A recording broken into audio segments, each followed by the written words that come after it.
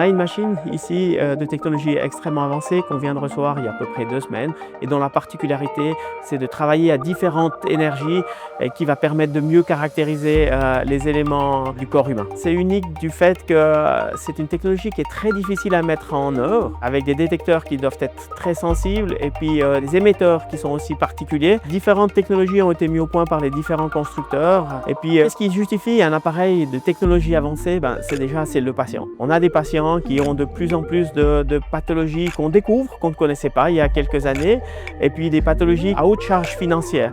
On doit être de plus en plus précis pour pouvoir mettre en place ces traitements. Et puis là où on fait de l'imagerie avancée, on a besoin de la technologie la plus adéquate.